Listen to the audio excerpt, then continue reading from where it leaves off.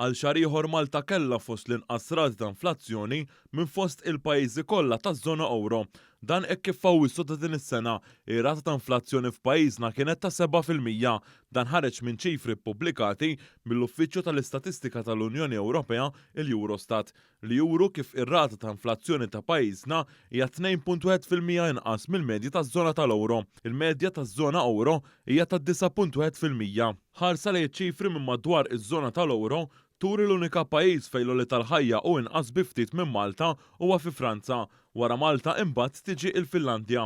Fawwissu l-ikbar rata ta' oli tal-ħajja fiż-żona tal-euro kienet fl-Estonja b'aktar minn 25%, differenza ta' żjed minn 18% mir-rata tal-oli tal-ħajja f'Malta. Il-Baltiċi jibqgħu bl-ola rata hekk kif wara l-Estonja jiġu l-Latvja u l-Litwanja li l-koll għandhom rata ta' inflazzjoni li taqbeż il-21%.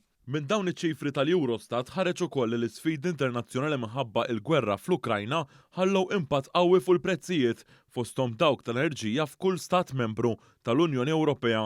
Fl-aħħar xhur fi żminijiet ta' sfidi internazzjonali, il-Gvern Malti żamm il-prezzijiet tal-enerġija u tal-fjuwil stabbli. Intant f'ċifri mill-Uffiċċju Nazzjonali tal-Istatistika l-NSO ħareġ l-akbar żieda fil-prezzijiet hawn Malta kienet fil-prodotti tal-ikel u x-xorb mhux alkoħoliku. Apparti li l-Gvern qed jissussidja l-prezzijiet tal-enerġija, il-Gvern qed jgħin ukoll billi ħallas għal ħażna żejda tal-qmugħ u tal-ġwies, kif ukoll ta' għajnuna lil dawk li jrabbu il-majjali. Barra minn hekk il-Gvern ta' 3 miljun euro lil bdiewa biex jittaffa il-prezz tal-fertilizzant li jola ukoll riżultat tal-gwerra fl-Ukrajna.